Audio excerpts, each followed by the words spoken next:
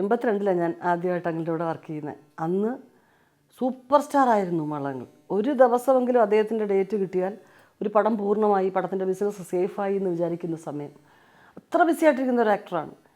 ആ പടത്തിൽ ക്യാമറ നോക്കി ചിരിക്കാൻ പറയും. അപ്പം ഞാൻ പറയും എനിക്ക് ഇങ്ങനെ ചിരിയൊന്നും വരുന്നില്ല, എന്തെങ്കിലും തമാശ ഉണ്ടാലേ നമുക്ക് ചിരിക്കാൻ പറ്റുള്ളൂ, ചുമ്മാ ചിരിക്കാൻ പറഞ്ഞാൽ എങ്ങനെ ചിരിക്കുന്നത്. ഫോട്ടോൻ്റെയും മാളങ്ങൾ ക്യാമറയുടെ സൈഡിൽ നിന്നിട്ട് അദ്ദേഹത്തിൻ്റെ സ്റ്റൈലിലുള്ള ആ ഓരോന്നുണ്ടല്ലോ, അപ്പോൾ പട്ടി എന്നൊക്കെ പറഞ്ഞ് തുപ്പുക. ഞാൻ ഇദ്ദേഹത്തെ നോക്കി വീണ് കിടന്ന് ചിരിക്കും.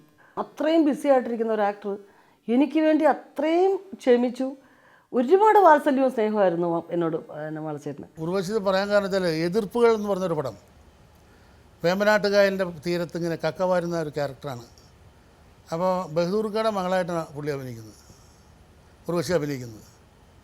അത് കവിത എന്നാണ് ശരിക്കും പേര്. എൻ്റെ മകളുടെ ചായ എൻ്റെ അവൾക്ക്, അതായിരുന്നു. എന്തൊരു സ്നേഹമുള്ള പെണ്ണെന്നറിയാമോ ഈ ഉർവശി. അയ്യോ എനിക്ക് വയ്യ, അത്ര ഭയങ്കര ജീവനാണ് എന്നെ. എനിക്ക് പിറക്കാതെ പോയ മകൾ എന്ന് വേണമെങ്കിൽ ഞാൻ പറയാം. അത്ര ഒരു സ്നേഹമാണ് മകളോടുള്ള സ്നേഹം. അപ്പോൾ അവൾ ചിരിക്കില്ല, എന്ത് ചെയ്താലും ചിരിക്കില്ല അവൾ. അപ്പോൾ ചിരിപ്പിക്കാൻ വേണ്ടി ഞാൻ എന്താ ഗോഷ്ടിയൊക്കെ കാണിച്ചു, ക്യാമറയുടെ പുറകെ ചെന്ന് കാണിച്ചപ്പോൾ അവൾ ചിരിച്ചു. എന്ത് ഗോഷ്ടിയെ കാണിച്ചത്? അതൊന്നും പറയാൻ പറ്റില്ല. എന്തൊക്കെയോ ആട്ടോ തുപ്പോ അതൊക്കെ ഉണ്ടായിരുന്നു, തുമ്മോ എന്തൊക്കെ ചെയ്തു ഉണ്ടാവും. അങ്ങനെ ആടിരിക്കാൻ പറ്റുന്നതൊക്കെ, ആട് നമ്മളെ എന്ന് പറയില്ലേ, ഇങ്ങനെ കാണിക്കും. എന്താ കാണിച്ചപ്പോൾ അവൾ ചിരിച്ചു. ഒരുപാട് ആൾക്കാർക്ക് മാളച്ചേട്ടനോട് സംസാരിക്കണമെന്ന് ആഗ്രഹമുണ്ട്. പക്ഷെ സമയത്തിൻ്റെ പരിമിതി മൂലം നമ്മൾ പലരെ ഒഴിവാക്കി. പക്ഷേ ഒരാൾ സമ്മതിക്കുന്നില്ല, വന്നേ തീരൂ എന്നുള്ളൊരു വാശി. ആരായിരിക്കും? നമസ്കാരം മാളു. മാളു ഒരുപാട് സിനിമകളിലൊക്കെ അഭിനയിച്ചില്ലേ? ഇനിയിപ്പം മാളുവിൻ്റെ മനസ്സിലോ എന്തെങ്കിലും ഒരു ആഗ്രഹം ഉണ്ടാവുമല്ലോ, ഇനി ഇതൊരു ചെയ്യാത്ത തരത്തിലുള്ളൊരു എന്തെങ്കിലും ഒരു ക്യാരക്ടർ അഭിനയിക്കണമെന്ന്. അങ്ങനെ ഏത് ക്യാരക്ടറായിട്ട് അഭിനയിക്കാൻ ഇഷ്ടം? എൻ്റെ കൂടെ അഭിനയിക്കണമെന്ന് ആഗ്രഹമുണ്ടോ? ഇല്ലേ?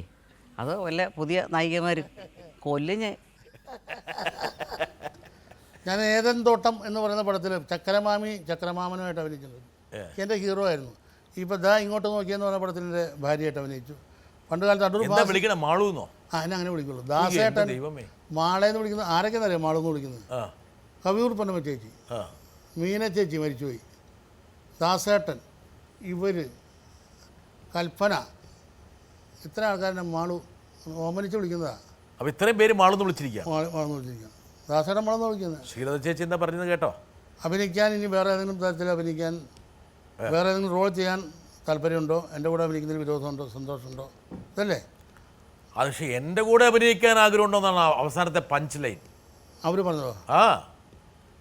അതോ പിന്നെ അതിനെന്താ സന്തോഷമല്ലേ ഉള്ളൂ. അവർ വലിയ പിന്നെ വേറെ ശ്രീലത എന്ന് പറഞ്ഞ ദ്വയങ്ങളുണ്ടായിരുന്നു ഒരു കാലഘട്ടത്തിൽ. പിന്നെ വേറെ വല്ലവരുടെ കൂടെ അഭിനയിക്കാൻ പോയാൽ കൊല്ലുന്നും പറയുന്നു. അതെ അതെ,